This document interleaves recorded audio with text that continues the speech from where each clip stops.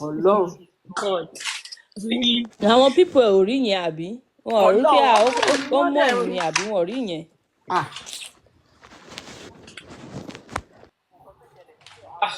Wow. Same day náà ló ọmọ òun ẹnì kejì mi ọ̀rẹ́ òun rest in peace. Ọ̀rẹ́ ẹ̀ ló ba legacy ẹ̀ jẹ́. That thing used to didn't even be me to back ball. Rest in peace. Ó wá tag Ayan, ó tag Lifestyles, Latan, Davido, Insta blog, Mufasa, Really? celebrity gossip. God. Don't understand. So you can see that he has always been hungry for the attention, for the fame. Because I mean, on the 15th, ọmọ ẹ kú ní on the 12th, pẹ̀lú gbogbo wàhálà ìdààmú tẹ̀ ń ṣe kiri yẹn. And it's not like you were that social media person. Tabani, okay, you are finding solace. Ìwọ tó jẹ́ alàgbàjọ.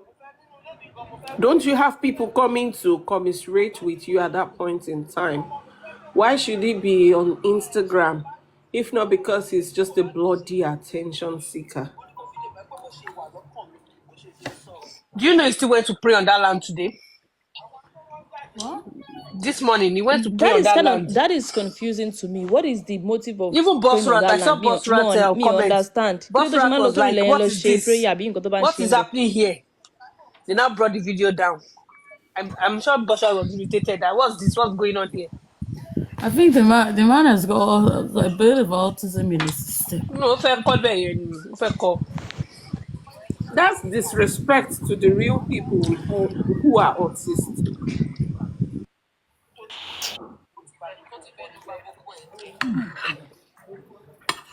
He's just plain wicked, evil. He's trying to play the victim, whereas he's not the victim. So he's being manipulative. Or manipulated, not the MP. I don't know why people can see through it. I mean, it's so glaring, no. His behavior is very glaring, but I don't know why people are just looking the other way. Everything he does, all his moves, it's so glaring that he's trying to. I don't even understand. What happened at the police station today? Good afternoon, everyone. Good afternoon. Tolani, good afternoon. How are you? Osha, how is everybody doing? What happened at the police station? I've not heard any gist. Good afternoon. They're British. I've mentioned you today, sir, for mommy. Huh? I've mentioned you today. Oh, what happened? So I'm not too on top of things with his journey to Alagmo. I'm not really informed. But I suppose he was granted bail, and he is to report there every week. And from what I gathered, it was suggesting that the Kukuma go to court, and was advised that no, court is not. When they get to the stage, then they will go to court. And yeah, that's pretty much it.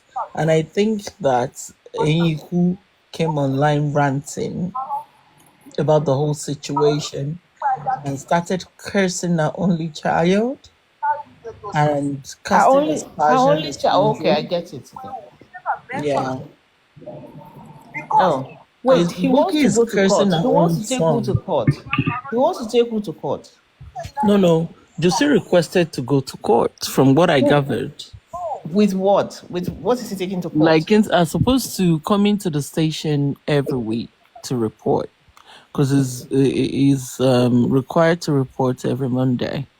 So what is the charge against him? There must be a charge then. They haven't charged, and he even mentioned that even the petitioner was not in attendance.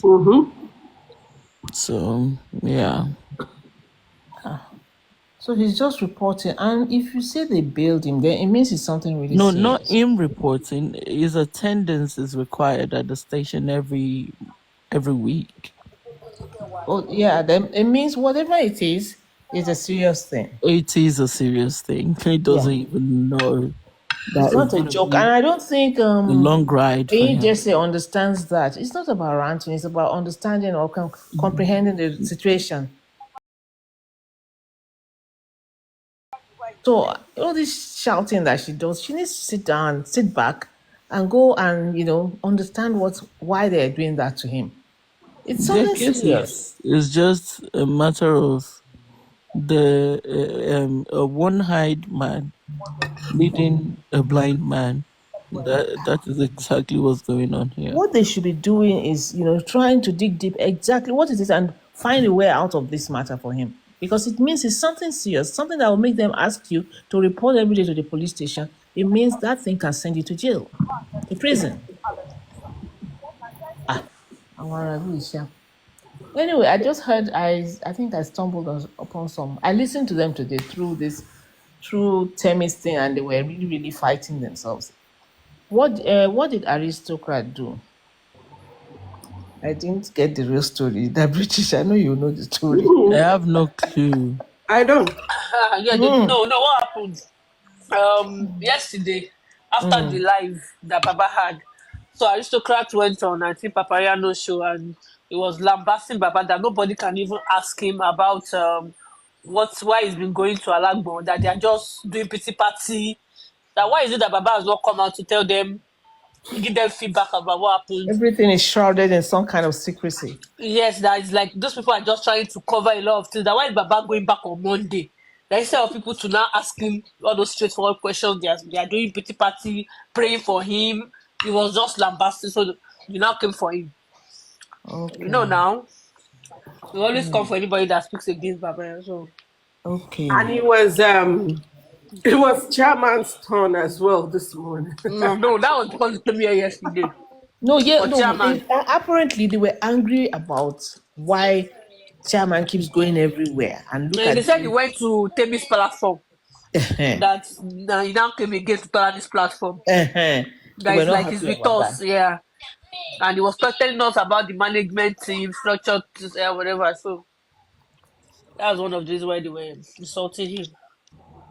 Things fall apart. These people. You know? And I was listening with this brain. He was sounding so beggarly.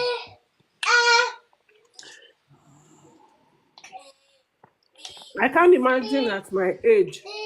I don't understand you. What exactly do these people want? Up to now, I don't even get what they want. I don't know what they want. For me, because if you say is Wumi, that one I don't even listen to that because I know that is impossible. What exactly do they want? Because I still don't get it, honestly. Every time I come and I listen to them, I don't know what they want. And I feel that they don't even know what they want. Apart from me not knowing what they want, they as a group, I don't think they know what they want. Arrest me now. It's even Susie that was that one. He was talking about the mug shots, telling the Susu Wumi. That Falana was threatening everybody. She was I just like chatting the way shit. she makes mouth. Let her go to Nigeria and do this. Oh God. Oh, these people are just. Well, I mean, as far as I'm concerned, case ti tán o. See autopsy ti jáde, èmi díẹ̀ ọ̀rọ̀ wọn ti ẹ̀ bá mi mọ́. Because I just wanted to know what the autopsy was all about, and I'm happy I'm that telling Wunmi is you, not there. I'm not even bothered anymore. And It's just like they honestly, are throwing tantrums. I think it's just it's tantrum like they are a throwing now. Tipari case. That's the way Because I they said see they it. want to go for protest. They want to. I'm just like, to what end? I see it as tantrums. There's nothing that can change. Oh There's God. nothing. The unconclusive cannot change to conclusive. There's nothing they can do. They can only No, throw no. Do you tantrums. know that these people are sick? They're now saying they should look at the way they signed the report from NMS. How can NM? Well, all this noise that they're making. They have people in America. They should take that report to them at NMS now. No, but you see, even with the part I find really very annoying is the fact that to what length do they think that government want to be doing all this nonsense with them? Because now they have people in America that will go to NMS and Not ask. even about having, as in kilo matia oh, so government will go and doctor NMS No, report. Bosrat said he has the original report of NMSCT. He said he said it today that he has the original one. So that's why they are going to protest at Washington DC. That guy is a dunce. If He you are said he has listening, it. boss Raj, I'm you're a like, dunce. that's If you how he don't said know, he has the proof that will make him. Now he's that retracing guy everything. is a dunce. It never He said makes he has the sense. original report. That's what all I of them don't are know now who carrying listens about. to him. So you're going to short way off to play. He said he wants to sue NMS now. Oh my god. What have I not seen in Justice for Mohbad? Kai. They want to swear. Yeah. ìran bàbá ẹ̀ ṣọ́ ó ti sún gbogbo fámìlì wọn tán ó fẹ́ sún ẹni mi. They said the logo of the report is fake. You see the signature, everything is fake. Yes, They talking about doctored all the that. report. Yeah. Oh god.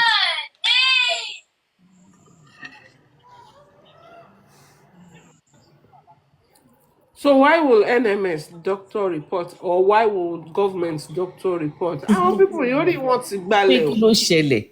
My doctor report As Mohbad. in, I still don't get it. the same thing Lord Ash was saying yesterday. He even started it from Papariano's platform. Like, how can you say that Omawumi will be pregnant? And rather than go and we will She be was pregnant pregnant with 2 months before she Elegushi. told Josie. Who the hell is the Mohbad? That god. As in, so he will be pregnant with Elegushi's child. Then he would rather prefer. Go In and give a fact, today, carpenter son. Lord Ash even said carpenter. Like, They just want people to insult Mohbad. I don't understand. Because it doesn't make sense. That's what I used to think about. Who doesn't want to Gucci, that fine man, who doesn't want to be associated with him? Honestly, I agree with this farm Wendy. It's a big thing. They will regret the day they actually brought themselves into this matter, setting all these things up for them, honestly. It's like I was typing something like this on Instagram earlier today. I was just like, I beg, Ojisharo Monday, don't let me put myself in the energy of this response and comment again. honestly, this guy didn't have anything. Nothing. What they bẹ̀rẹ̀ sí ṣe bíi pé he's always had these things. Ìyàwó ẹ̀ ò ní mọ́tò. Your wife doesn't even she has not started even hyping herself. Ẹ ṣe Remember, bẹ̀rẹ̀ ni. guys, when we started this case, it was a case of buying land in Liam's name. And Omawumi transferring Mohbad's money to her mother. That was Josie's. I don't know how we ended with Elegushi being the main topic. I'm telling you. You know, that even surprises me. Somebody says, me moyo, I don't get it. I will tell you I don't know someone. You won't tell me I know the person by force. Me moyo, no me moyo, no. Then they said he owns the house too. They Which started house? they started Mohbad's house? house now. because I remember that I used to go on their platform and when they Okay, yeah. say In the early listening, yes, they said that was his yes. house. So when I go on their platform and they will say Omo will buy him for money, then I will ask them what money or land. Are you talking about land in Berigbe? Go. Can you imagine land kan níbi oko kan bí kan that I would not never. That time that they pushed me, that time that I should How buy much you even land, buy they it? want to do Fort Mainland Bridge. I actually bought land at that Berigbe. In fact, more fling it off on sale. I flipped it off later. So, ìyẹn làwọn kan wọ́n ké kú pé wọ́n torí ẹ̀ pa ọmọ. Ẹ jẹ́ kó make sense. Make it make sense to me now. Because of one useless land in Bikon. And do you know that? Have you seen how Josie suddenly started aging so fast again. Monikilo today. At some point in time, he was looking, and that time he was happy. He thought it was a slam dunk. I thought it was going to be a forever thing. Yeah. Yeah, And the money, the he make it and everything. All of a sudden, But is Alagbon that aged Josie quickly like that though? all the no. petition. Since he's been No, going when they around, started since coming that out to talk inquest, against him, yeah. since That that Darusha report thing, of the autopsy, gbogbo ẹ̀ ti yeah. change. Àtijọ́ tí result autopsy ti jáde, ó ti bàjẹ́ tán. I'm So sure you know. I'm sure he has that report before now. He has that, so they would have given him now. But do That you autopsy think, result. I'm guys, sure do they would you have given think him. Baba doesn't know the truth? Of course he knew the truth. Ọkàn wá sí No. party. kò ṣe ní What mọ̀ right he ni knows bàbá mi máa gbogbo wá ọmọ sìn? gbogbo What nǹkan right tóun ni sọ bàbá mi irọ́ máa ni sọ now. fún mi pé kí ni right mo fi ra ilẹ̀ lórúkọ àwọn ọmọ mi? You understand? Ta ló máa jogún mi? Ṣé bọ́ ọmọ náà ló máa jogún èèyàn? Kí wọ́n bá The kú. truth is, it was Alagbon that really shook him up. Yeah. Because it's a different thing when they are dragging you online or people are throwing missiles at you. It hits differently when you are slammed and the reality Yeah. is staring you in the face. And he had to go to the Alagbon and all that time there. Yeah. I know you know better, mommy. All that coming online to say Ologun loluwa, Oluwa lologun. What does that mean? He's quoting Bible. Oh, okay. He's quoting Bible. Even yesterday, he still did the same thing. Yes. Very I get Somebody manipulative. said they irritated will when share one people. piece of land for 500 million to do case with him. Why did he say that? I didn't understand that. Kibo niyeti wano, I didn't get that part. Ologun He's trying to loluwa. decide people against the Oba now, saying Ologun Oba is si richer than him and they can fight him. It's just ológun sí lórúkọ rẹ̀ Nebuchadnezzar àwọn mẹ́ta nínú Nebuchadnezzar. iná kan ò ṣe kiri kan ijó sí lọ́jọ́kọ̀ Jésù gan ò mọ̀ ẹ́. And that voice note that is always referring to that Toba Pami or Pagubu Bibi. That one is always annoying me. Video that you know that I existed said 2 years. Josie, go and sit down. Even Jesus said he came for the lost sheep of the house of Jacob. Saying house of Jacob will be what you want. Cholo choko sipiko. So the truth is that reality that has dawned on him like ibi tẹ́sìn mi dé. He never knew he would it would come biting him in the ass the way it is now, and that's why he has aged so fast. But trust me, that yesterday there was no single tear. He was just using dry handkerchief to dry face. Tilted. I was like, amigo, I felt lyrical yesterday. I mean, using dry handkerchief to dry face. I saw the rap. Oh no. I've never Oh, yeah, seen I've never seen tears on the because eye before. before at any little thing, I It's decided always was dry, studio. dry cleaning. Joseph Anobani. Studio kẹ ó gbà tó dẹ̀ yọ pé tó bá wọ studio gan àwọn ọmọ Instagram wọn jẹ́ káyé Josie sinmi. Yeah, Instagram and Twitter, they are tired of him already. Anytime they put up his post, they are like, this man will not rest. Ah, oh God. We just want them to bury Mohbad, I beg. I'm sure after burial, everybody will But rest. he was still saying yesterday that if there's no DNA, he's still standing by his words. No, he doesn't have power over the body now. He doesn't. He's just deceiving Then Wumi his. should go ahead. I think Guys, it's let after me the tell you corona. one thing about that DNA. It's a psychic thing. He's using it to massage the egos Exactly.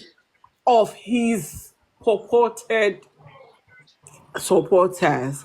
Yeah. Àwọn ọmọ Nigeria. So he knows that they like that line a lot. DNA is a most.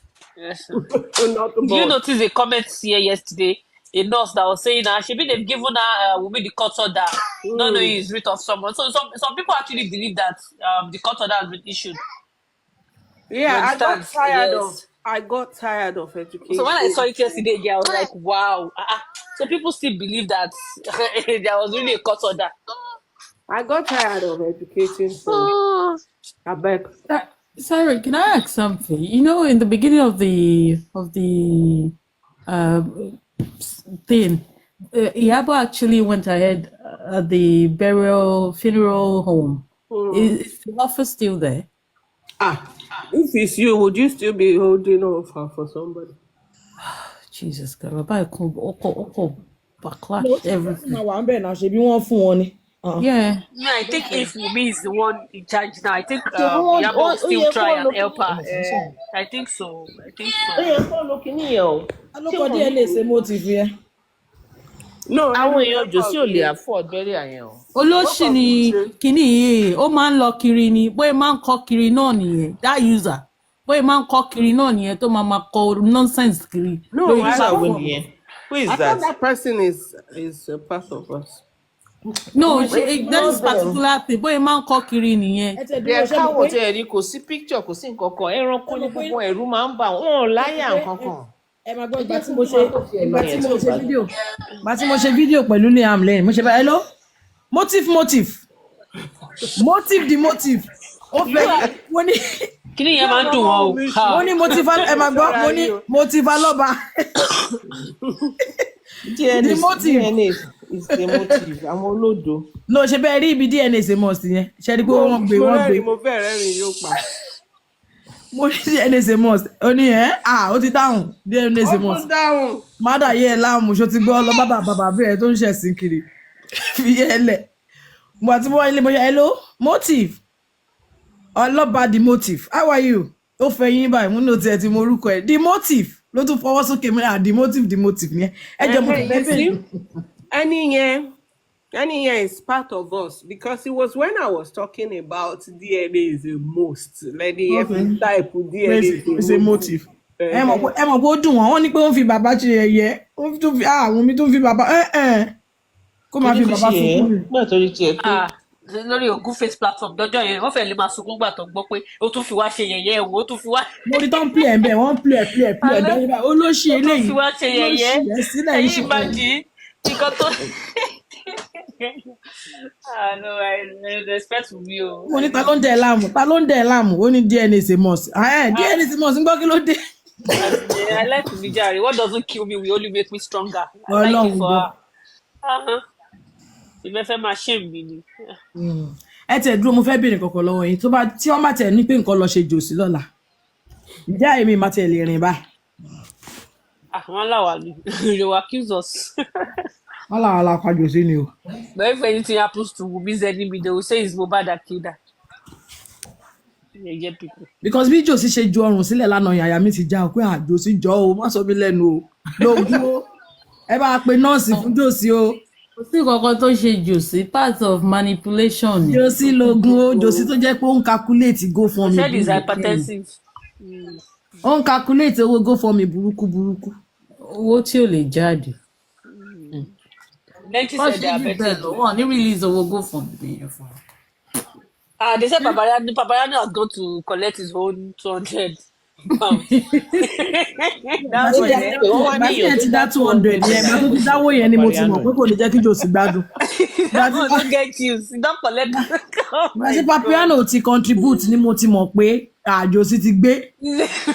Ó ti dáràn. Ẹ wá ìwọ́n drag ẹ̀ sí. Bro sugar yóò máa like ìjòsí o. Oh Kò God. láìkì jòsí ó mọ̀ pé ló ń pa. No, tó bá fi wá platform ẹ̀wọ̀n jẹ́ kó sọ̀rọ̀. Kíní ẹ̀ máa ń bi Papayano dùgbẹ́. Why is it that you don't allow me tackle this man? Let me tackle him now. So that's why he used to get him frustrated. Oh God. Ẹ ṣáà bá gbàdúrà fún dáàdi wa. Àdúrà mi is only for Wumi o. I don't even have energy. Kí wọ́n fojú rí ìṣerere Liam o. Lágbára Ọlọ́run láwọn dé. Ẹ máa dirú máa dìgbà. Ó kọ̀ yẹ pé tó bá ti wà lórí feedback èyí sì náà máa gbọ́ Liam I'm sorry. I'm sorry, Daddy. I actually. bàbá yẹn ṣì máa apologize fún Liam, you see, ìgbà tí ọwọ́ Ọlọ́run bá bà èmi tẹ́mi ti play movie bó ṣe máa lọ. ó máa apologize wordly ló máa apologize fún Liam. Ọmọ mi á ti di big boy bóyá ní UK àbí ní US or Canada. Ó fẹ́ ṣùwùn mi lóko ni. Chief medical director ní. ṣé mo pé gbogbo nǹkan tí mo bá like ló like ó possible. So ó máa ń fẹ́ àwọn ọ̀rẹ́ Wùmí ó possible máa fẹ́ fẹ́ wọn. tí Wùmí tí mo bá end up láti ṣe DNA ẹ gbọ́ pé wọn lè gbọ́mọ alọ́ba lọ́ta nídìílé wa wọ́n máa ń ṣú wọn lóko ni àtúbẹ̀rẹ̀ yẹn. ṣe òun ló ní pé kọ́ wá pé Wùmí alọ́ba mọ́ so even tí Wùmí bá ṣe DNA tó. ẹ̀gbọ́n gbà tó sọ pé wọ́n fẹ́ lọ ṣòro ìdílé fún Liam ni pé kó gbé wá káwọn lọ pé wọ́n fẹ́ lọ ṣòro ìdílé wọ́n ti ń béèrè lẹ́kìtì. wọ́n ní aláwòye interview tó ṣe yẹn náà. Say that again, Tolani. They're looking for the baby or what? Yeah, they want to do ọ̀rọ̀ ìdílé. No, he said after the DNA they will still do ọ̀rọ̀ ìdílé. So how come he's saying wọ́n máa ṣòro ìdílé ìgbà tí Wùmí ní kọ́ lọ ro Mohbad tó ń sọ pé òun mọ ìtumọ̀ ríro so òun mọ ìtumọ̀ kọ́ lọ ṣòro ìdílé fún. ṣé yóò bí Wùmí wù ú ni Wùmí wù ú nà. Jesus Christ. Kò mọ kí ni babaláwo in cassock. lọ ṣe ẹ̀rọ pé bóyá Wùmí wù ú àti Wùmí ó wù ú ni. When I see fine girl, I love fine girl. I can't think anything past that man though. I'm telling you, he's capable of doing anything, so it's possible. àwọn ẹ̀gbọ́n Wùmí àǹtí Wùmí gan ó tó sí wọn gbogbo èèyàn ló tó sí. It's possible.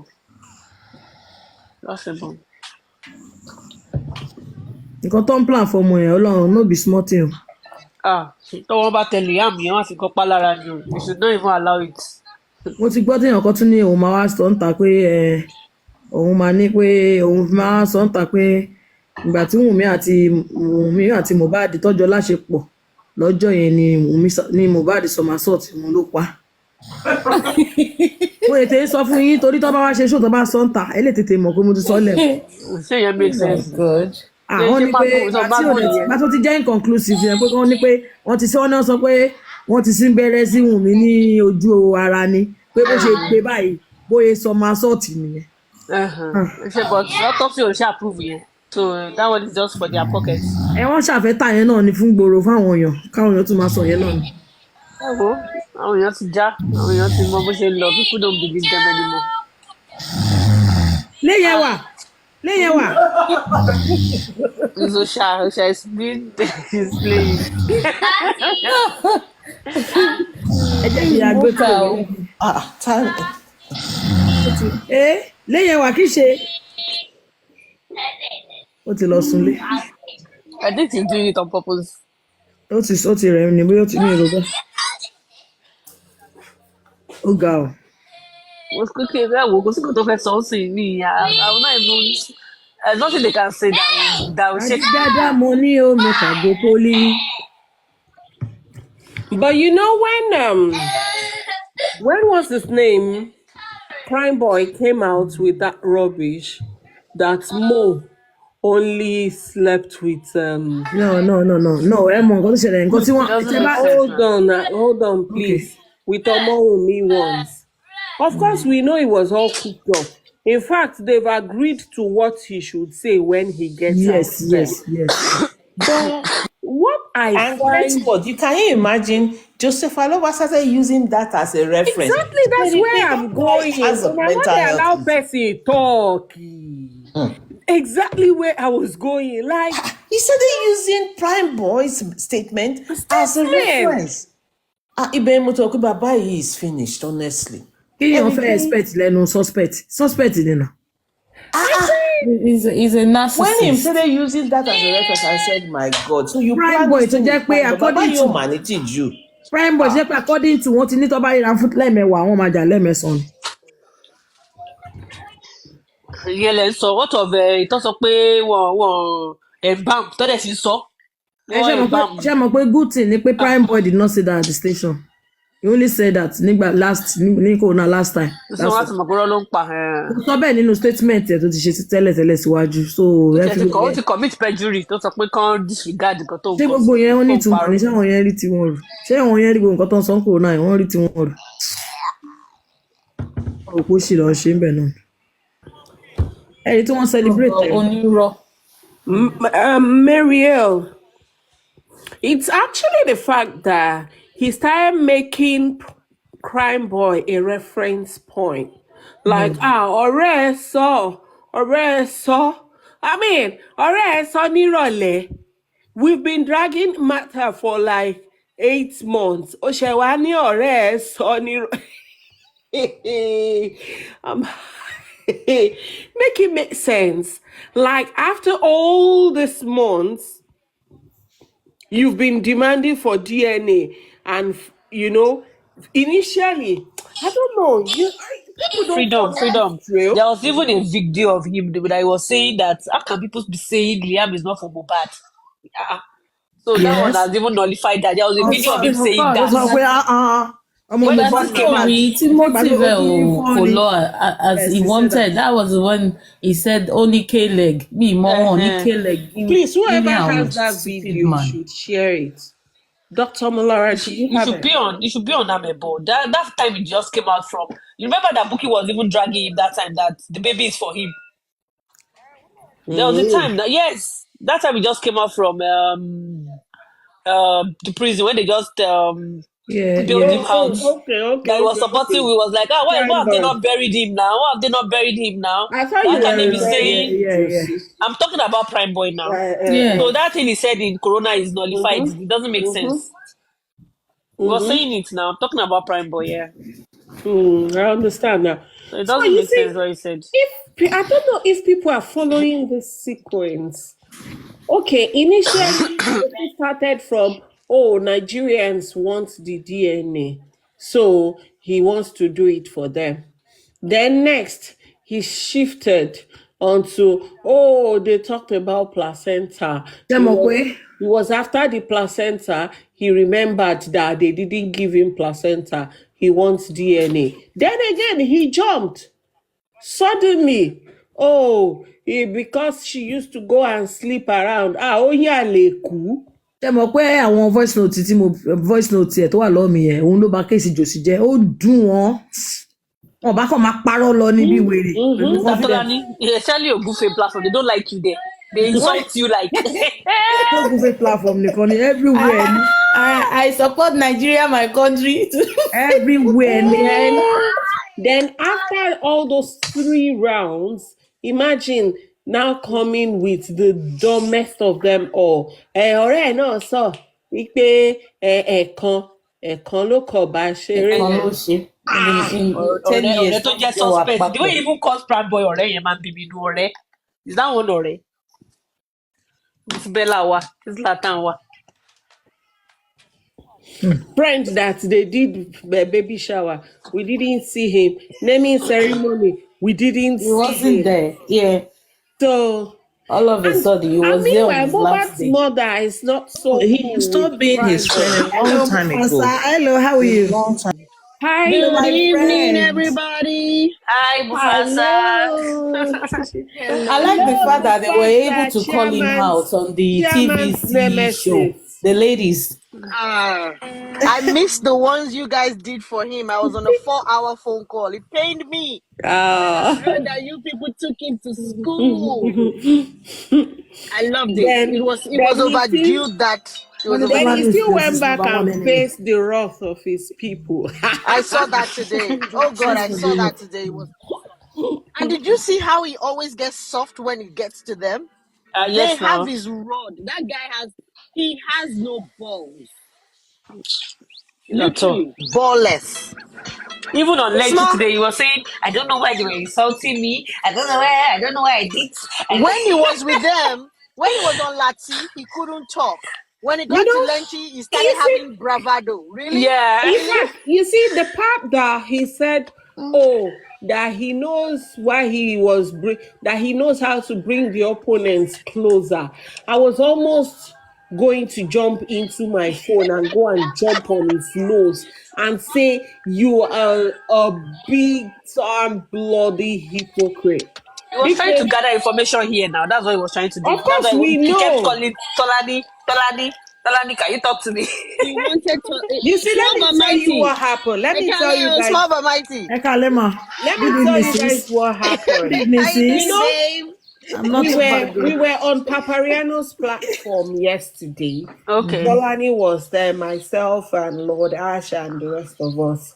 So the moment he heard that Tolani has spoken with almost everybody in the family, I can see his eyes, even though his camera was not on, but I can feel his eyes doing pop up the volume, pop up the volume, pop up the volume. Like, wow, you have all those information. So I wasn't surprised when he turned on Tolani's platform last night. You know, because he is just like a leech. He's going around leeching and lapping up air on every bit of information he thinks he can gather. Because according to him, he's writing a book. Without their consent. He cannot write any book. He's just deceiving himself. So that was what he came for yesterday. And, you know, when Visitor was saying, oh, she has evidence, she will send to him if he can give number. You know, they took him up on that too. And He it even was, said it again today. He said, you know what? When they said they had evidence, I said, that's good. Visited. He's going to be entering inboxes, that guy. I Because he trust plans on Visitor. making money from this. That's his own way of making money. The way Visitor will fling him, Tolani and Visited are his two targets right now. Emma He wants Tolani like crazy. Everybody know. Because Lord Ash told him off yesterday straight up. Like, Yeah. if there's anything you want to talk These about, people were not happy with that, wanting to go and talk to people behind it. They were, he Lord annoyed them, Ash was like, honestly. if there's anything you want to talk about it right here. They were angry that he was telling us about the team, the management team, how they dissolved it. How can he be telling us that? Oh, God. Me, I have a small song I want to sing. In fact, I have two songs. Please indulge me. Okay. Okay, so the first one is I don't know how to sing Daddy that gather song. money, oh, make I go. Hey, Sorry. Omoge, oh yeah, Ekori fún wa kájọ, Don't know ni. Omoge o. Daddy No, gather no. money, Èyí oh, tẹ́mi make fẹ́ I go kọ, prison. Mo ti kọ́ already tó fi ní ìwọ ló máa fẹ́ kólẹ̀. Hey, fẹ́ kólẹ̀ fún wa. Bukky ò lè wèkó. Hey, oh Lord. Bukky ò lè She said wèkó. she's coming in June. She said she's coming in June. She was supposed to go today, June 10. Blanca, Casa Blanca, I open Mo my te Day. ṣìdánù, mo kàn But lẹ́sẹ̀ kó that was why pamílégé Bukky náà. cried this morning. Bukky Why? realized pé Èkó ti di èèwọ̀ fóun. Ó fẹ́ lọ tẹ́lẹ̀ ni, ó fẹ́ lọ tẹ́lẹ̀ ni. She went and got a new passport.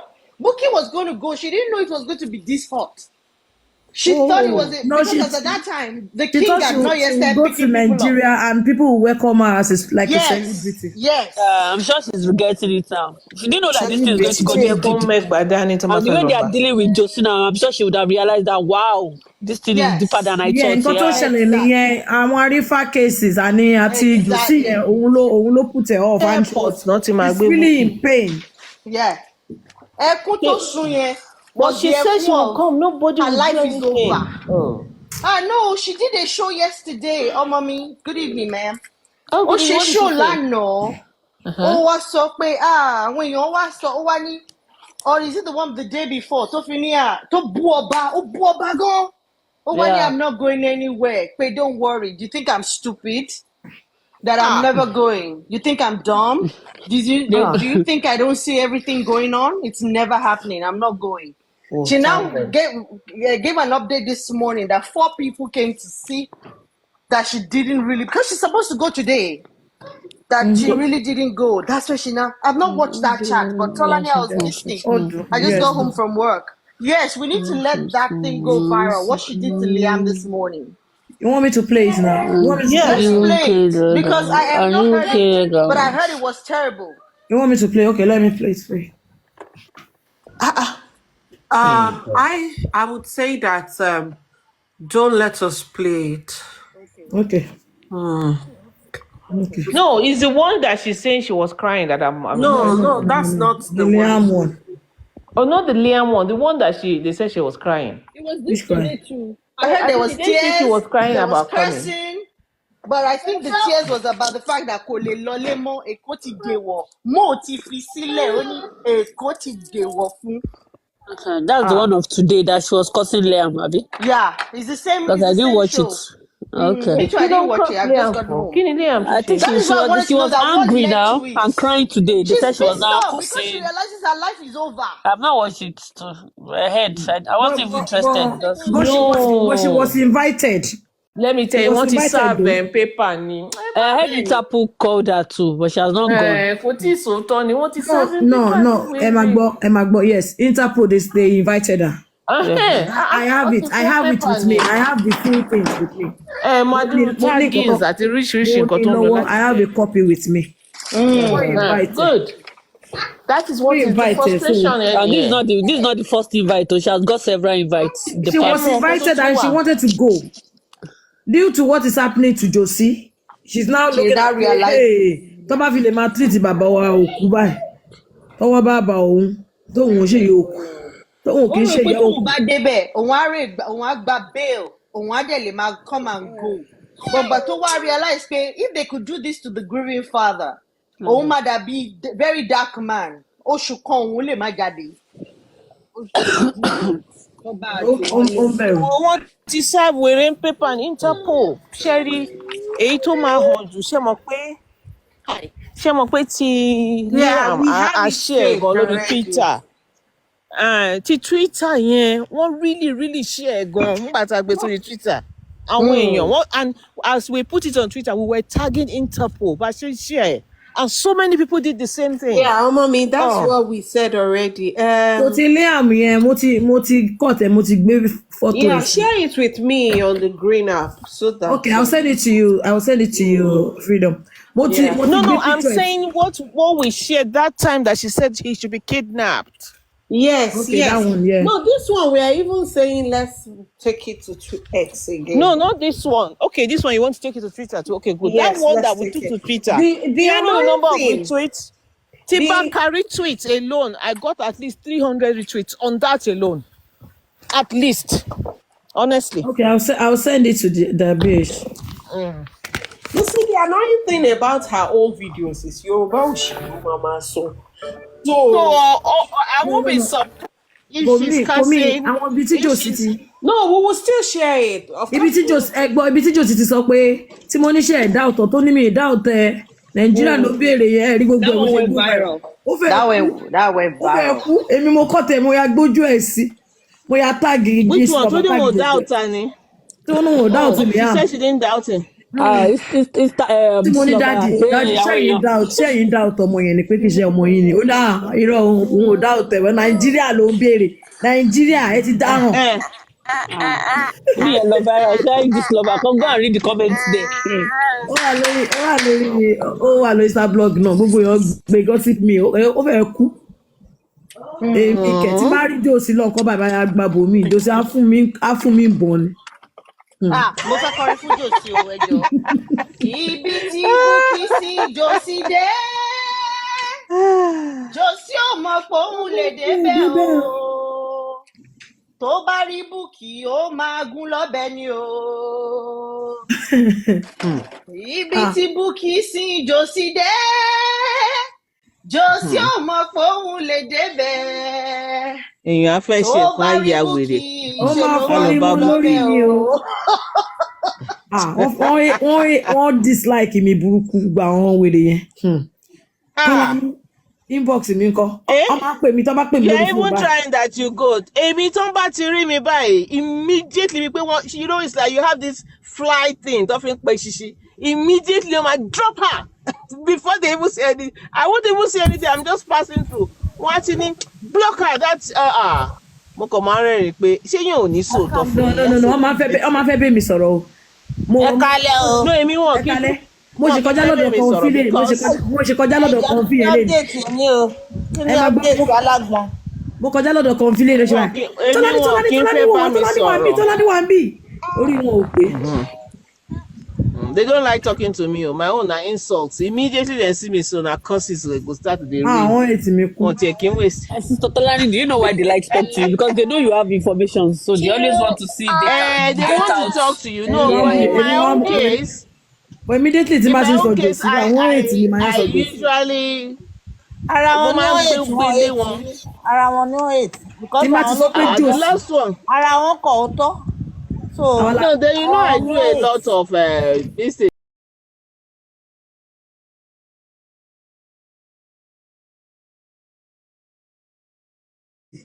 gbàtí àwọn lásán jòsí o tí bàtà sán jòsí náà gbogbo èèyàn yá mo bá nà bẹ́ẹ̀ sí ní Orúkọ pé yẹn jòsí dẹ̀ ti jòsí. lẹ̀ mọ́ lára Ìyá o. mo bá That name yá is on him now. Tolani, ẹni do pé you UK remember náà the new relative they went to cook up, Dayo? lílẹ̀ Dayo nation. God Yes, calls him Josie. yes. Imagine. I'm like, and this one is a relative, and you call him Josie. Okay, That no one problem. started telling lies. Ọkùnrin yìí kò sí Ìyẹn nǹkan náà tí o pé ti tu. Josie. Mo ní irọ́ ni, ó lè. àwa náà látún sọ wọ́n lulẹ̀ nation wọ́n lulẹ̀ dànù Lulẹ̀ nation. àwọn lulẹ̀ nation àwọn aláṣẹ ti nation. Yes. ẹ mọ̀ pé bí mo ṣe máa ń tẹ̀ ẹ́ sọ pé no DNA yẹn wọ́n lè pa mí. Yes, so. mo ṣe báyìí with cut order mo ṣe báyìí ọmọ mi ń gbọ́ Wumi ń gbọ́ no DNA àbí ó ní no DNA abẹ́ ẹ̀wọ̀ wèrè ní ọmọ tí mo gbóyún ẹ̀ bóyá jákọ́ ọmọ mo ní.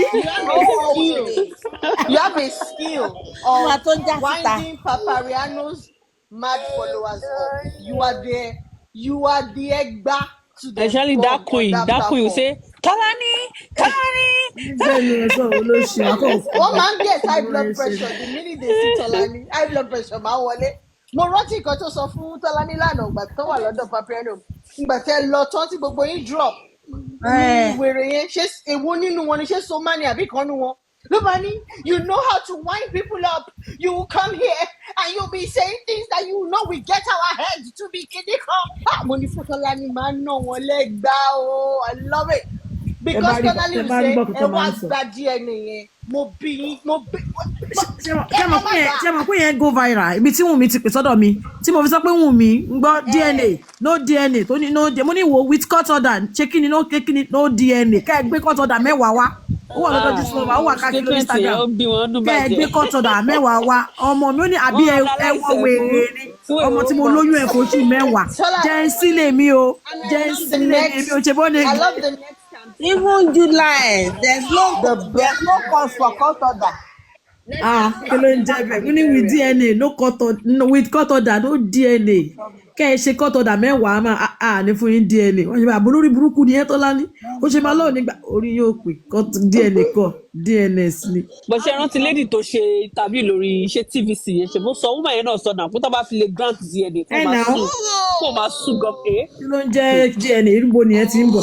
They just want to open can of worms. How can they? How can you open a can of worms like that? Say, anybody no le wá béèrè DNA bẹ́ẹ̀ yẹn tẹ́ bá ti Ṣé mo grant. pípa tí máa kọ́kọ́ sọ pé no DNA àwọn tí wàá gan ò láìkẹ́ wọ́n pe Tọ́lání no máa jẹ́ kó máa drag ẹ̀ ọmọ máa rò bó ń sá ni mo ní kí ló kọ́ ẹ̀mí pẹ̀lú ń sá ni kò sí DNA anywhere kò sí nǹkan tó ń jẹ́ bẹ́ẹ̀. You know, this woman's case has made a lot of women even know that they have a lot of rights. ẹ máa gbọ́ ẹ máa gbọ́ bó ṣe máa ṣe ẹ wo no DNA abẹ́wọ́ wo ẹni I repeat no DNA I repeat ọmọ mi ó ti já ó yà kó fún wọn ó dàbọ̀ With boldness ni. With boldness. ẹ mọ̀ pé mi ti máa ń kó iṣẹ́ ìkó tó bọ̀ tàbí rẹ̀ wo mo máa pè é sí i o máa sọ̀rọ̀ 2 minutes ni o máa sọ̀rọ̀ jọmọ̀ pọ́n wá content tó bá ti sẹ́wọ́n ṣe dáa I repeat kó fún ọ láì repeat ó yá kó bò wọ́n olórí burúkú lọ́wọ́ Tọ́lání òun ló máa pa wọn mi. Ẹ̀gbọ́n tó máa kọ́ sí kọ́mẹ̀ntì náà nìyẹn wá ní this Wumi I'm sorry for you this Tolani that will push you this Tolani is just pushing you don't mind that. àníyàn olórí burúkú kan rí ní Lẹ́kì ó tún sọ fún pé mọ́dà Tọ́lání olórí burúkú rẹ̀ ní ìlú ń wo ó fẹ́ bá tẹ̀ jẹ́ ni o kó yá lọ bẹ́ bàbá ọkọ ẹ̀ mú níbẹ̀ ló bẹ́ bàbá mo ní ṣé òun lè sọ fún wọn pé ẹ ṣe mọ́ mi bí mo ṣe ń lọ ibẹ̀ mo ń lọ mo ń lọ ṣe díẹ̀ sọ lánàá tó bí àwọn èèyàn náà nìyẹn kọ́ lọ bẹ tọ́ ọjọ́ náà bẹ jù sí báwo. Bẹ́ẹ̀ kí ni? Bẹ́ẹ̀ tó jù. Kí ló wọ̀ ṣe tí ò ní value tí ò ní nǹkan kan òun gan ò lè bọ́ra ẹ̀ débi tó Nígbà tí ó ṣe pé a fẹ́ lọ bẹ Dangote àbọ̀tẹ̀dọ́lá kí ló lọ bẹ jòsí fún. ẹni tó bá It's not ní even about inheritance the ọmọ rich téèyàn bá gbé people. The man dání did not do la well máa at lọ all. bẹ̀. Èwo la lọ ń bẹ kápẹ́ńtà fún torí Ọlọ́run Even ẹ gbà it's wá. supposed to be begging Liam I'm because telling you. he's struggling, his Because heritage is by the cheap. law, by the little law that we heard that said that Liam is 2/3 the owner of all his father's property and company, then Wumi 1/3. And then it is from Liam's company, which is going to own as a modernization, a maintenance money can then be given to his grandfather. Ó jẹ́ kó máa dọ̀bálẹ̀ fọmọ yẹn láàárọ̀ ni. Exactly. Yeah, kini. Cross the boundary any extended family ni. You see, it's an extended family to Liam's Olóṣì, family. So he has no business with what we are saying. He has no business. And we are telling him that you have to face the truth, the Did you reality now. hear the parable he gave yesterday when he started his chat? He said there was a young boy called Jephthah. Oh, Jephthah don't was mind the me. son of Omwale. None of his wàhálà títí ẹ̀. egbons reckoned with him. Then they needed someone to go to war. He was They mixing now Joseph's story called with him. just I know. It doesn't Forget. correlate. You guys are not What he getting was the. saying, what he was Get saying does because not correlate. òun It doesn't go máa gba together. inheritance kò lọ o ọ̀rọ̀ yóò lọ bí kankan o ọ̀rọ̀ as in yóò it does not do with it but because it has to do with inheritance I'm that's why telling he you. brought it in. Exactly. He's telling us Jephthah, the son of Anomoale, now became the guy that everybody now swore that they would give inheritance to. Josie, irú pastor wo ni Josie nítorí Ọlọ́run? Báwo ló ṣe jẹ́ That pásítọ̀? analysis is even in support of Liam now. Ẹ jọ̀ọ́ báwo ló ṣe jẹ́ pásítọ̀? Ẹ rí ẹ wò ó ṣe rí voice note kan tó tún dùn jù. Ẹ̀ẹ́dẹ̀ bá mi wọ́ ọmọ kan níbẹ̀ yẹn. Nígbà tọmọ yẹn ṣe kú. Àwọn kí ló lórí burúkú ni. Yeah. How can people be calling him pastor torí Ọlọ́run? Ẹ̀ẹ́dẹ̀ bá ń wọ́ ọmọ kan. Mo ní ṣe rí bàbá. Ẹ̀ẹ́dẹ̀ bá ń wá gẹ̀ẹ́kan He's bẹ̀ not a yẹn. Nígbà táwọn pastor. èèyàn kígbe He's lórí the, social he's, media. the choir, he's the choir master who's now wanting to become a pastor by building that church. Kò ṣe He has pásítọ̀. a lot of side chick. Sáàkì pọ̀ o, gbogbo àwọn tó ń pe dádì lójoojúmọ́, dádì ṣe ti jẹun, dádì ṣe ti. Sista Gbogbo Tọ́ládé ṣe máa ń ṣe camera fídíò down ló camera máa ṣe up fún. pẹ̀lú Camera down ló máa ṣe. bàbá nígbà tí gbogbo nǹkan yìí wà òkè. Àwọn eléyìí camera down náà ń ṣe. Tọ́ládé ní camera up, àwọn eléyìí na camera down. Mọ̀ pé mi kàn pí tiẹ̀ ń gbà yẹn. Dádì ó yẹ fojú yín, dádì ẹ lọ shave. Àní mi ni ẹ mọ̀ pé ìgbà yẹn nígbà yẹn mo ní kéèyàn kan kí wọ́n bá mi gba fóònù lọ́wọ́ ẹ̀ for real. Wọ́n gba fóònù lọ́wọ́ ẹ̀ tí ò kí wọ́n á rí nǹkan tó ń lọ lórí social media. Kọ́ máa rí gbogbo bó ṣe ń bá ṣe ń gbà yẹn yàmàyàmà. Olóṣì ni jù sí jàre. Wọn àti Ọlọ́ládé wọ́n máa ṣeré gélé ni. Màá dẹ̀ máa wò wọ́n báyìí. And that Iyalolade was denying pé òun ò kì í ṣe girlfriend initially. Now that everything has exposed. Iyalolade náà sọ fún mi pé òun kì í ṣe girlfriend ẹ o. But Iyalolade sọ fún mi pé bàbá Josie ni ọ̀pá ẹni ẹ̀gbọ́n dáàdì Josie ni ẹ̀gbọ́n dáàdì tòun. But Josie sọ nǹkan mi ìfẹ́ mi mo ti mọ̀ pé rọ́ ni. So bọ́ bí tèmi máa wá ń rí wọn ẹ mọ̀ pé fídíò la máa ń ṣe. Ẹni pé ẹni pé sọ pé àti mo sọ pé àṣàǹtí Kẹ́mi ló ní ẹni kan ti fáìn sí wọ́n máa ń tàpù ara wọn ẹ mọ̀ èèyàn lè máa tàpù yàn bẹ́ẹ̀ yẹn tàpù ẹni tó bá ẹ understand kan rorò kí ẹ rorò mọ́yà kan máa wá tàpù ẹni kan ti fáìn sí ni mo ti tọ́jú wọn wọ́n máa fọwọ́ gbà. You know what shocked me? Yesterday, Tolani, when you were playing that voice note, and it was ascertained that Iyalolade tẹ̀lé Josie lọ sí Lekki. Yes. You know, Papariano's stupid followers, they wrote, Baba needed somebody by his side during his trying hour. So Baba needed to take his girlfriend. Ó yẹ kó wá interview yẹn náà torí ó wà ó witness ni.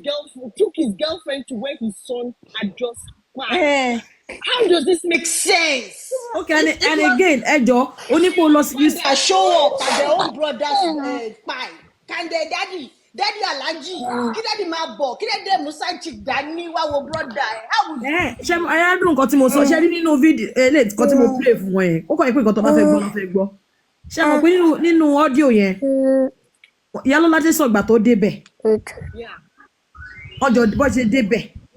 ó sọ àwọn tó 9. bá ń bẹ̀ Bẹ́ẹ̀ni, ó dẹ̀ sọ bó ṣe gbé kúrò ń bẹ̀ ó bẹ́ẹ̀ni. dẹ̀ sọ ó dẹ̀ jẹ́ ká mọ̀ pé nínú bọ́ọ̀sì ni bọ̀bọ́ yẹn wà throughout tilẹ̀ fi mọ́ tẹ́ mọ̀ pé tó bá pọ́n kú ti fi sílẹ̀ lẹ́kì gan ó bẹ́ ta kó wà nù ilé ẹ̀ wọ́n fi sínú mọ́tò látàlẹ́ tilẹ̀ fi mọ́ ìyẹn ọ̀tọ̀ ìyá Lọ́ládé dẹ̀ tún sọ pé ibẹ̀ ló ti wọṣọ fún Can you imagine? nínú And bọ́ọ̀sì you ló said- yẹn lọ ti ẹni pé ìyá Lọ́ládé tún sọ pé ibẹ̀ ló ti dress ẹ̀ ó ti sọ pé àwọn làwọn last kúrò bẹ́ẹ̀. àwọn point ó tún sọ pé àwọn làwọn láti pé mi àti bọ̀dá àti bricklayer la kúrò ń bẹ̀ Yes. lọ́gbẹ̀yìn kúrò ń bẹ̀ so gbogbo nǹkan tó yẹ káwọn mú nìyẹn àwọn point yẹn pé gbogbo ìtẹ́ sọ pé tẹ́mọ̀ pé nígbà tí narrative táwọn fún wa ni pé wọ́n ti embalm ẹ̀ wọ́n ti dress ẹ̀ wọ́n ti ready láti bury ẹ̀ kí bàbá ẹ̀ tó dé. Ìjọba tó sọ lánàá gan, ó ní pé irun ẹ̀ wà braided, ó ní pé wọ́n gérun ẹ̀. Jerry. And he was saying they cut his hair. Can I please ask why nobody is asking? Anytime they catch Josie in a lie, they never analyze it. And you tell me you're No, looking they for will the not. Don't you know it's a shame on them? It's a shame on them, so they won't talk about it. ẹjọ́ kí ló ní man tí you are wọ́n béèrè following has lied. ẹjọ́ ṣé nílẹ̀ Yorùbá ó yẹ kí bàbá ó yẹ kí Josie wà nínú sí yẹn throughout.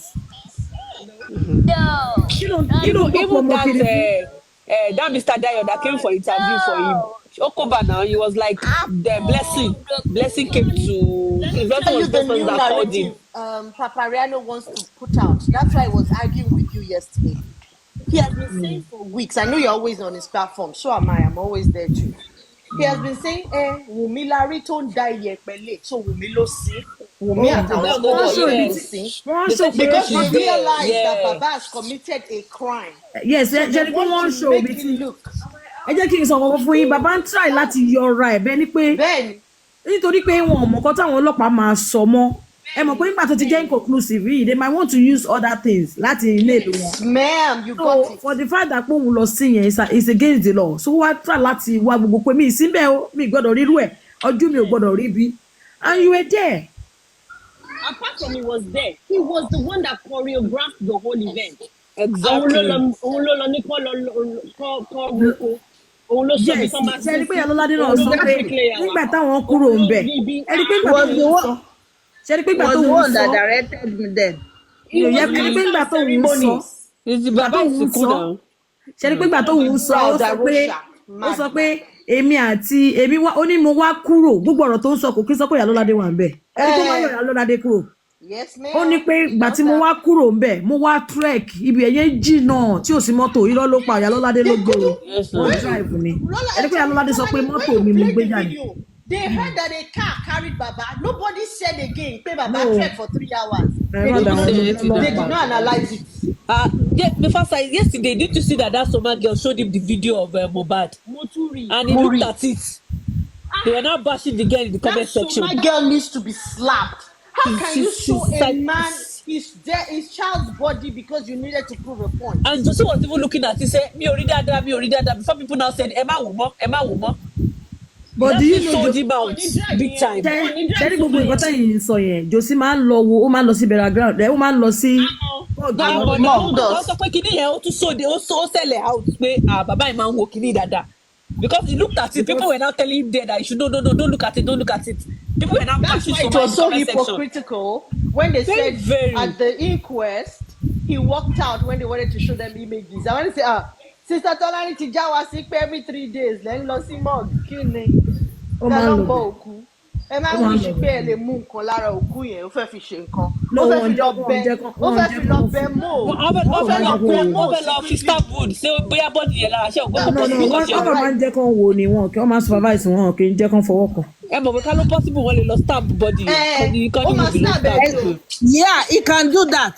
They can You are do saying that. the correct thing. They, You can do they, that. they will have gone to that mortuary if they allow them. They will do it. Those guys They are can do it, though. desperate. They are desperate, And though. what I've seen, yeah, they can do it. Tí ló máa mú What ọ̀bẹ I've seen there is that wọ́n rọra gún.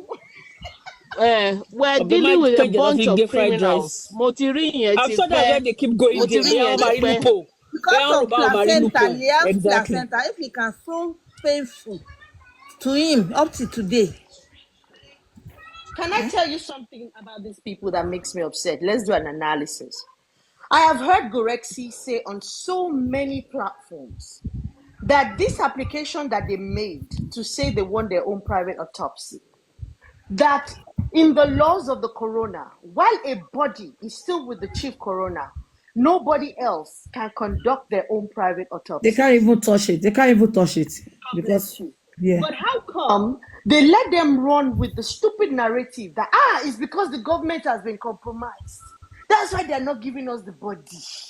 But Gorexia has said it. But if it's Gorexia, Tomati saw, Alora lo so ni bi awon odo afin, Alora so ni bi ish. Koni saw in a big platform like Lati, Koni saw a lot of Papriano, so that the audience won't go far. Táwọn yẹn bá ń drag ẹ kò ní correct wọn. But I have heard you say that it is a law of the corona that nobody else can touch this body while it is still under the jurisdiction of the chief coroner of Lagos State. Yeah. That is the basic truth. It has nothing to do with government compromise. It has nothing to do with Wumi has gone to sleep with all the chief pathologists in Lagos and beyond. Why on earth are these people so evil? And you're looking for justice? What I told that chairman yesterday, Okay, what about the Yes. lọ́wọ́, Yes. ò ní gbè yín lẹ́yìn.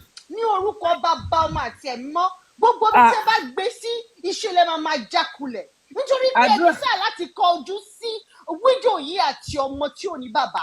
Ní ọlá Ọlọ́run, ní ọlá Ọlọ́run, ní ọlá Ọlọ́run. Omi àgbòdì lára yín.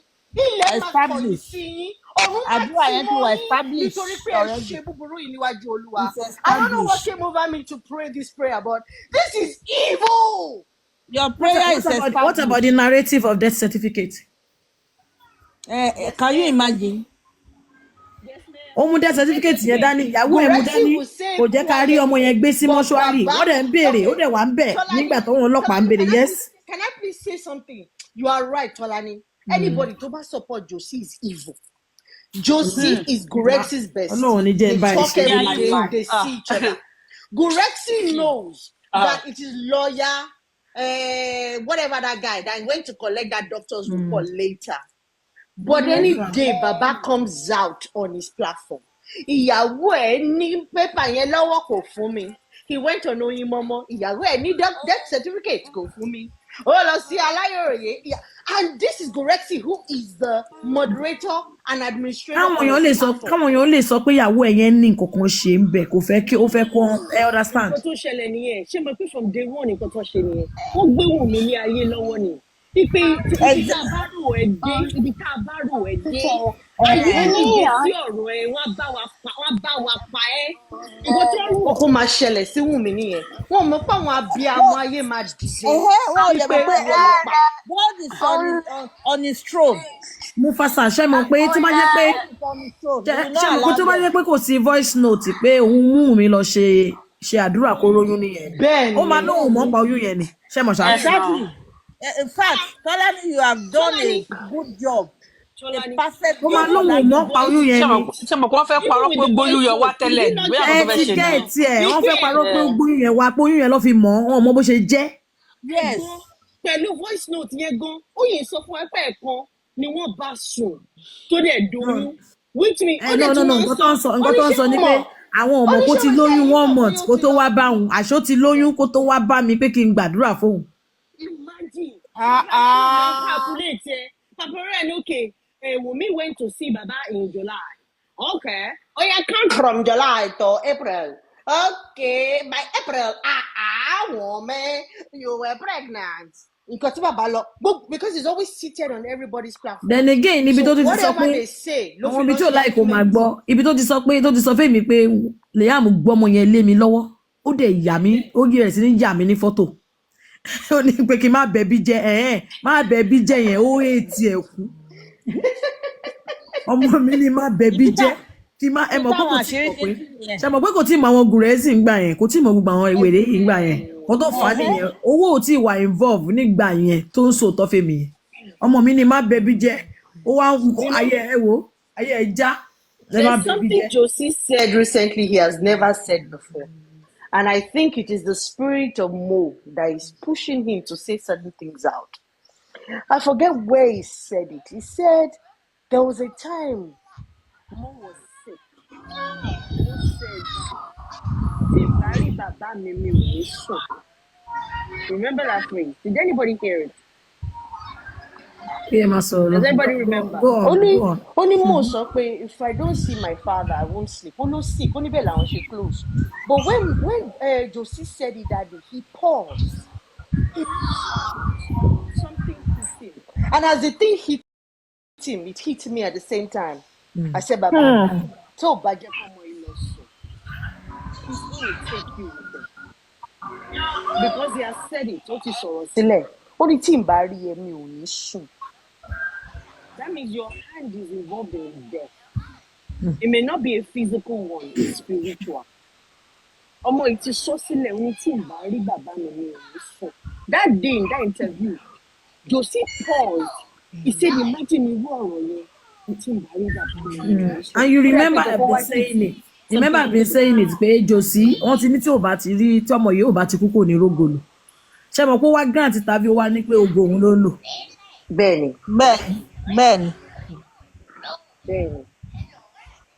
Gbogbo nǹkan tó ti ń sọ Josie mò ń pùṣẹ̀ jáde kó máa rojọ́. Ó kàn sọ̀rọ̀. Gbogbo nǹkan tó wà nú ẹ̀ ó kàn ń pọ̀ jáde. Ṣé mo pé ìgbà tó ṣe ti age nìyẹn ó ti age. Ẹni pé ìgbà tó ń bá mi sọ̀rọ̀ màmá ẹ̀ wá dé tán wá ń jẹ ilé wá ń jẹ èpè ló máa pa wọ́n ṣe báwọn lọ gbowó àwọn owó wà lọ́wọ́ wọn ẹni pé owó ọmọ mi kò ní fún mi ní owó púpọ̀ á máa fún yẹ millions. ìyá tí Wùmí jẹ lódìdí yẹn ìyá màmá Mohbad ló ń jẹ I'm telling you. ìyá Mohbad ni ìyá Wùmí náà ni ìyá Mohbad náà ń jẹ. Bẹ́ẹ̀ni ìyàwó méjì because they are close. Because káyé pé màmá Mo fi Wùmí sílẹ̀ tó lọ sí side Josie inú gbèsè adé. Wọ́n máa jọ ṣe sí ni báyìí wọ́n bá jọ ṣe sí. Wọ́n jọ ṣe sí yẹn ni ẹ̀sìn yẹn àpò. aláìtàláì wọ́n bá jọ ṣe sí ni kò tí èmi kò tí lẹ́ẹ̀ nìyẹn kò dá kí ọmọ torí nǹkan kan ṣe nǹkan kan. Màmá Mo ó ní conscience. Ó ní conscience tó burú. Ṣé mo pé ọ̀pọ̀lọpọ̀ ẹ̀wọ̀n náà ni Wùmí ṣe máa rí ọ̀pọ̀lọpọ̀ ẹ̀wọ̀n if not maybe mama ni o ọ̀pọ̀lọpọ̀ ẹ̀wọ̀n lọ́sọ̀ fún Mohbad pé kú fẹ́ ọmọ yẹn. ẹ̀wọ̀n òkè. Ó kàn lọ ṣe traditional everything. Pé kó má dàbí tòun tó jẹ yàwó most sára. mom that they got married though because Mama Mo will experience there. Don't do what I did. Yes. Because imagine pẹ̀lú bó wọ́n ṣe married lójú gẹ̀rọ bó ṣe ń sọ pé introduction turn to engagement. Imagine if they didn't do all that. Imagine because they he didn't do started anything. saying that. Initially, he said there was nothing between them. He said there was nothing between them. We've been posted videos. This guy. And again, initially, ṣe mọ̀ pé until they now posted the engagement pictures. They were now quiet about that. Ṣé mọ̀ pé Josie was saying Mohbad ló ní kí n fẹ́ yá òun padà ọmọ yẹn ń ké sí mi lọ́rùn ó ní kí n fẹ́ yá òun padà ó ní kí n fẹ́ yá òun padà. Tẹ́lẹ̀ nígbà tó bẹ́ẹ̀ mi sọ̀rọ̀ nínú voice note ó sọ fún mi pé ibi tí mo lọ wọ́n ní tí bá máa jèrè iṣẹ́ ọwọ́ mi ó ní kí n lọ sílẹ̀kùn tí mo tì kò fẹ́ sọ pé òun ń jáde ṣáájú kó má bàa mọ̀ kó má rìn kiri ó máa sọ pé Mohbad ló ní kó òun fẹ́ yá. I said babaláwo ìkasọ̀k lòun tiẹ̀ sẹ́ ọ́ ní kí n ṣe. Àti pásọ̀ kan jáde lórí Facebook náà tó sọ̀rọ̀ nípa ẹ̀ pé kìíní. Ó máa ń rìn kiri ó máa ń ṣe oògùn. Ọmọ mi babaláwo ìkasọ̀k is too posh. This is babaláwo in jeans. It's skinny jeans. Babaláwo is skinny jeans. Oh God. Sister Tolani, there's one Ola you need to block. Even Kemi Olunloyo said it now that Mohbad is doing that time to one to Only Wumi Mohbad killer wearing. Did you see those video of those young girls? Gas station law. Okay. Gas station law. Yes. Wọ́n tẹ sọ pé gba station lọ wọ́n ní you said she killed him àgbà you said ọmọ yòó kì í ṣe ọmọ Mohbad àgbà ṣé àyè lọ sí mi sìn á ní àgbà ẹ máa lọ. Abi, that's the end of the story. Go with your Wumi will never meet you. Oh, jẹ́ nǹkan tó máa súnmọ́ Wumi. Oh, jámọ́ kankan. You will grumble till you die. You will grumble till you die. Kò sí nǹkan tẹ́ máa ṣe. You will grumble till you die. Mother kill it. And Wumi will continue to rise. Inú kan máa run yín ni ẹ máa kú. A lot of you, you just drop dead out of hatred. So, Sister Tolani, let's talk about next steps. What do we do to them? What's our next steps with these people? What next steps to prepare for Mohbad's burial? It's to prepare for his burial. Bury Mohbad. Yeah, we'll apply for it after Corona. Ìyẹn máa tún dùn wọ́n o. They're gonna cry because kò sí wọ́n nǹkan ti tó lè sọ ṣe sí they wọ́n ti sọ pé don't own wọ́n ti sọ Mohbad. àwọn tí wọ́n fẹ́ rí ní burial yẹn pé kí ni a fẹ́ rí Dàrósà a fẹ́ rí àwọn ẹrí wọn níbẹ̀ àdúrà. Àwọn family ẹ̀ kò sí nǹkan kan tó máa ṣe. Àwọn yẹn gan-an ní débẹ̀. It's going to be a private affair and none Thank of them you. will go there. Now, It's going to be a private one of the affair. arguments Wumi is going to On have this against one is going to be majority carry the votes. On the you know. Yes. Yes One of now. my issues Kini, that who are they? if I was You know, doing when the I see argument, all these people writing rubbish and dying of hatred and anger and bitterness, ṣé mọ̀ pé nǹkan tó máa jẹ́ kí inú wọn kú nìyẹn? Because Wumi will move on, and I can assure you, you will be shocked at the kind of life Wumi might live. Gbogbo yín tẹ́ rò bí nǹkan máa ṣe fún mi. In fact, àwọn they admirer ti want pọ̀ to, fún Wumi already. Honestly. Wọ́n ní kò lè like we ọkọ fẹ́ always say, dey play. this situation has Admiral always is another good existed boy. in Nigeria. We are about to change. We are saying Yeah. enough. Had it not Wumi been is that going to make Wumi's history. matter came on social media, by now Wumi would have, God forbid, if Mo had bought that house, should have been kicked out of that house. Yeah. Yeah. Yeah. there would have Be no need for DNA. He wouldn't have asked for any DNA. He would just kick her out of the house. He would deny her that she's a baby mama. Èèyàn tẹ́ pé on the first day he locked their bedroom and took the key away. Who is he? Can you and Can then you he imagine? would have presented the death certificate Can you imagine? and said that Oh, He's lock come to collect bedroom in your everything regarding his son. You Remember lock their that one of bedroom the up. Getting away with problems everything. He has been getting away with everything. Oh, my always say being Wumi. social media. Ayé ti All gbà this ní would have nǹkan tó happened fà á tó ń under. ṣe gbogbo nǹkan tó ń ṣe nìyí now. Bàbá yìí wọ́n ti fi sílẹ̀ for so many years. He's been getting his way. But this time, Yes. no, Joseph Aloba, it's Ó ṣọ̀kò impossible. òun náà ẹni tó ló No, ti rẹ̀ ó that era is ṣọ̀kò ó gone. ṣọ̀kì ẹ̀. Pé òun That rògbò. era is gone. He That Yeah, you his just way. wake up. what he thought was that by now, Kumba Gazolo pẹ̀lú gbogbo owó yẹn ni now. Pé Nǹkan tí mo how lọ can ṣe this fight reach 9 months? Kò tó. Tani Wumi tó bá kí bá ni mi já kò 9 ní rí months. kọ́bọ̀, he won't get a dime. Ibi tó bá dé yìí kò ní rí nǹkan kan. You see, let me tell you, that was why he started dressing up, trying to look fresh, because as far as he's concerned, case ti tán. Man, Exactly. Assuming wọ́n Wumi kọjá kò sí. did write that right up, they would have been dealing with her codedly indoors. yes It should have been Exactly. indoors. Kò ní lè jẹ́ Mr. wa sọ̀rọ̀. In fact, it could have been so bad. Josie does Does not want a case with Naira Marley. He didn't want a case with the He doesn't want a case with those guys. underground and collected some pittance and say he's Yeah. the one that is entitled to it.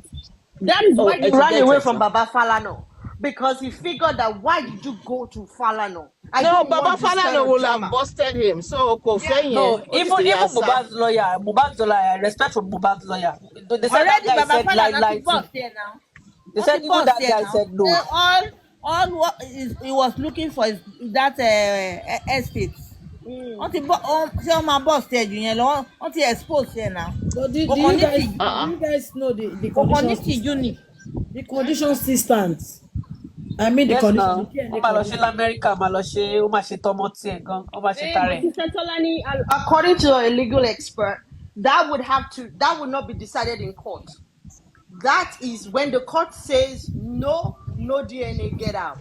No, If Wumi that, says you know, I want to do it for him, then he has to go negotiate with Wumi and still do those conditions. Yeah, but the yeah, court will yeah. never allow those conditions because there is no way they are granting him the DNA. And they will be first place. setting a precedence, so they Yes. won't do that.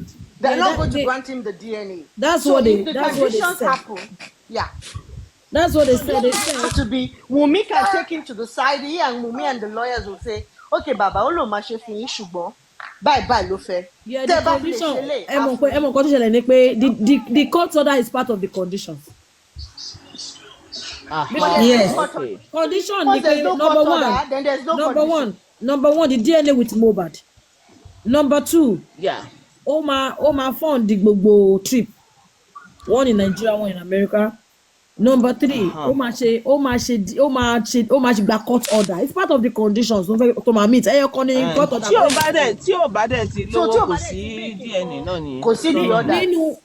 nínú condition mẹ́rin court order yẹn nìkan ni gbogbo yín ń gbọ́. Court order ẹyọ kan ní court order nínú mẹ́rin. Small boy. About it, Meanwhile, We know. Meanwhile, Jesse woke up one day and said, he has done his own with mobile. Show us results. So the king working well. níbo ló ti fẹ́ níbo la ti fẹ́ gbà yẹn. Please just forget about just forget about that one. No, I'm Not just a telling woman you now. being. She just came out. Thank God Otishe, Tolani told us, Otishe, bring he's it never out Even till he tomorrow. himself, Komobato saw in one of Bukky his Jesse latest is interviews. non-living thing. He It's said that tóun non-living bá dé thing. mug. Okay, how did he do it? How did he do Àwọn it? èèyàn lòun máa ń rán wọlé. No, they Yes, were never I allowed he them. doesn't have a piece of him. He They can't were do never it. allowed to touch the boy. Wọn ò fọwọ́ kan Mohbad bó ṣe àwọn I ò lọ said kankan lára ẹ̀. she Wọn ò woke fọwọ́ up one day. Nǹkan tó jí tó sọ ń jọ́kọ̀ ni mo kàn ń rẹ́rìn pé obìnrin rò bí He gbogbo even wa went on Bukky olódo ni Jesse followers. and said he told her, he said, lórí tèmi àtọmọ mi, mo ti ń tẹ̀sí ìgbésẹ̀ lórí ẹ̀. Bukky Jesse now said, èmi ti tú àṣírí already, èmi ti sọ fún ẹ pé ti ṣe.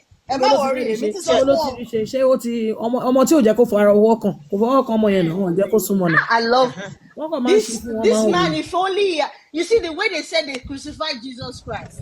The Bible says, if only they had known, they would not have crucified the Mo King gbọ́ of lórí Glory. platform wọn kan If láàárọ̀ only tó sọ this pé guy had known, he would never have started this fight with Wumi. Ọlọ́run mo gbọ́ lórí platform wọn kan láàárọ̀ tí yẹn sọ pé ẹ wo ojú tí ń tì mí mi ìfẹ́ ṣe justice for Mohbad yìí Ta ló mọ́. sọ bẹ́ẹ̀?